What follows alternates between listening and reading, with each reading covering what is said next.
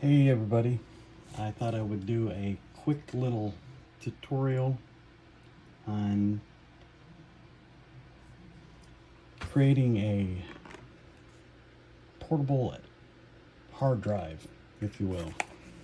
I purchased a number of these and I figured that if anybody else was going to be looking for these, to show you what kind of quality it is and do an unboxing, and it's pretty straightforward, but you never know, maybe somebody's never done this before and this could be helpful to them, so I figured I'd just go ahead and do it. Why not? Some of this stuff I just kind of guessed when I first started screwing around with this stuff, and who knows, maybe it could be helpful. If it's not, there's a go away button, so mash that hard.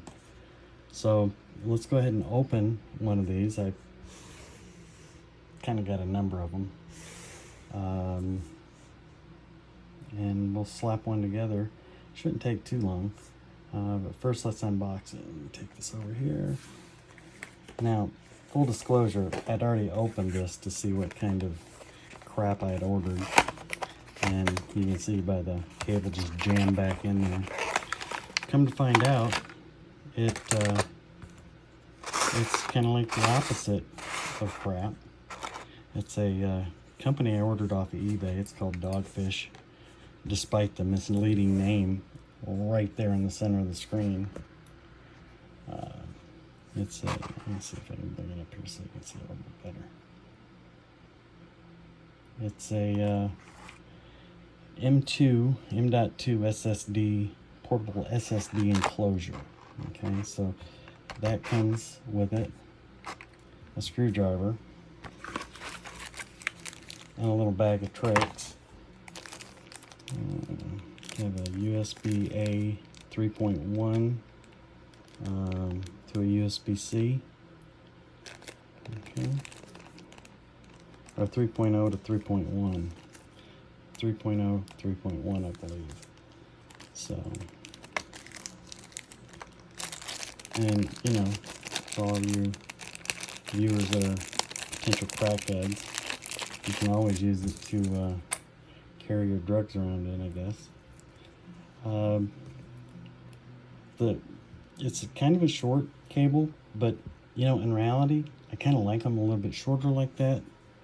You really don't want them to have them wrapped all the way around your desktop or whatever when you're trying to use them. So that's actually a pretty good size length of cable.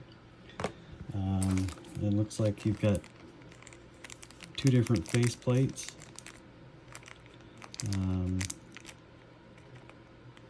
This will be interesting.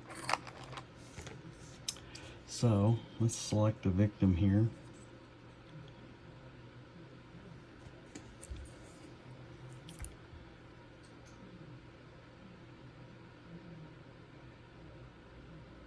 Sorry about that, I was just reading it. This is a 512 gigabyte SSD. Okay, I bought a whole bunch of those from another person on eBay, and so far they've been doing pretty well.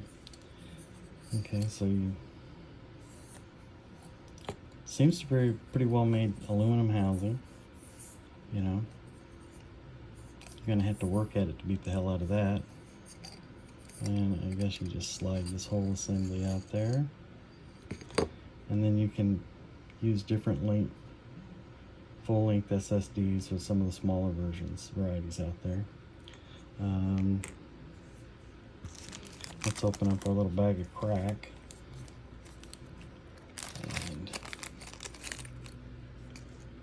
And I know somebody's going to be offended that I'm flippantly using the word crack, but too bad. So there's that. It would appear that little deal rolling around everywhere would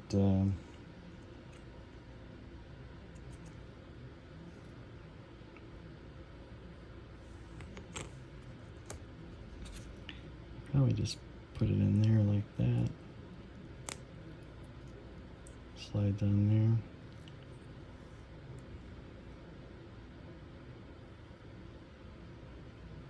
there. Well, ain't that a conundrum? So I'm imagining it would slide right in there, snap down.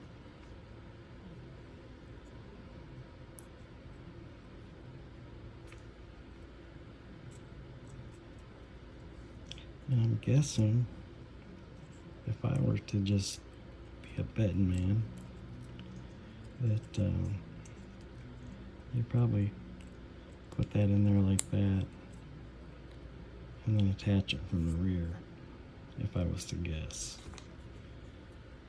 And again, handy dandy bag of crack and screws.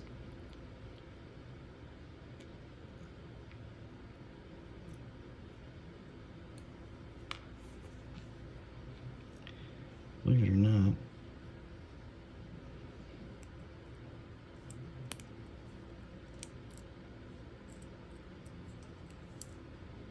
getting these little bastards started sometimes can be a trick. Okay, so I'm guessing that that's the way that you assemble it right there. A little space up there so it's completely elevated. That's what we're gonna go with. So, I mean, this could be one of those, hey Becky, hold my beer moments also. You know, I know somebody named Becky, and I swear, I don't think I've ever seen this woman smile. I mean, ever.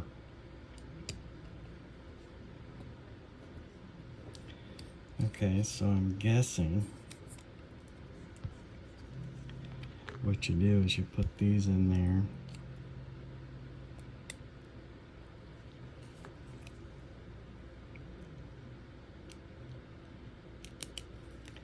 You know, when you've had as many surgeries on your hands as I've had, it's a wonder that my fingers even work. So sometimes this can be a little tedious, and my fingers will sometimes do, yeah, whatever, dude, we're doing this. It's like, wait, I need you to do, yeah, too bad, so sad, kind of a deal. So, but, you know, again, that's not a complaint. I mean, hell, I got my fingers.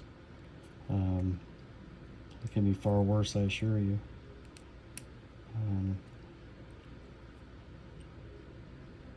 One time when I was working in a lumber yard, there was a guy, and I had repeatedly told him, don't be wearing those. Back in the 80s, we were going to the gym constantly, and he'd wear these cut-off leather weightlifting gloves in the lumber yard. And he just, I think this is just to kind of bitch it up so that it's not all, you know, whatever. So you can't see the screws. So, why not? In for a penny, in for a pound, right? So anyways, we were ripping, I think at that day he was actively involved in creating rough cut Douglas fir for roofs, for patio covers.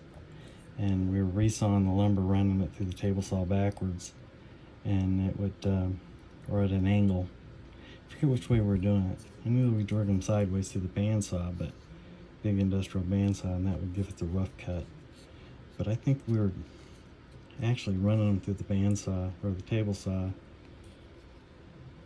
Anyways, he was pushing it through with a push stick, And I'd warned him repeatedly, don't be using those cut-off gloves. And say, that's the blade right there. And he was going like this, and he had a push stick. And the gloves kind of got loose because they were cut loose on the, at the end of the fingers there. And they were dangling down. And he was pushing it across like this. And sure as hell, that blade grabbed the finger of that was drooping down on his pinky and just slammed his hand right down on the blade and cut his fingers off right there. And I have never seen a big dude jumping around crying, bawling, and acting a fool. And I'd actually split my fingers right here and then right up through here, and had stitches in a cast, and wasn't actually supposed to be out there, but I saw the guy hopping around flinging blood everywhere, so I thought he was going to go into shock, and that's a worse thing, shock, than the actual damage to his hands. Look at there. What do you know? We did it. So, at the end of this little story, he was jumping around flinging blood everywhere, and I thought he was going to go into shock. So I kind of tackled him and threw him down on his face and put my knee in the back of his head, like one of the recent cop issues, and knelt on the back of his head and twisted his hand behind his back so he couldn't see it. And then I somehow or another got my tool belt off. It was just a belt, and whipped it around his wrist and started cranking down on that. And I don't know if you know anything about tourniquets, but once you apply a tourniquet, you cannot take it off. Medical people have to take it off. And so we got the blood to stop, and then no, actually, that was somebody else that we did that to. This guy, I flipped him over, I had him on his stomach on the pavement, had his arm back behind his head, back behind his back, and jammed my hand into his armpit, and was cutting off the blood flow to his entire arm by direct pressure into his armpit. So, anyways, he lost all 3 of those fingers, but moral of the story is sometimes getting these things to do what I want them to do are kind of a trick. So any of these videos where you see my hands kind of like, you have to forgive me. And I hope this was instructive to you. Now all you have to do is plug it into your computer or whatever you're going to plug it into, obviously your computer, and format it. And wipe the thing, make sure that it's wiped, format it, and set up what happens when you have a dongle attached to the computer, and 512 gigabyte thumb drive, basically. So that's kind of handy. Well, I'm gonna let you guys go. I hope that was instructive to you. Nice little gory story of how guys screw themselves up being idiots. And I appreciate your time. If you liked the video, give me a thumbs up, hit the like button. If you didn't like the video, I don't know why you're here, keep coming back, but hit the dislike button twice, and maybe, just maybe, I'll be getting some of this stuff together enough and my production quality up enough that it's actually some valuable content for you to watch. So this is all recyclable, and it will be. And I do appreciate it. You guys be blessed and behave. Be nice to each other.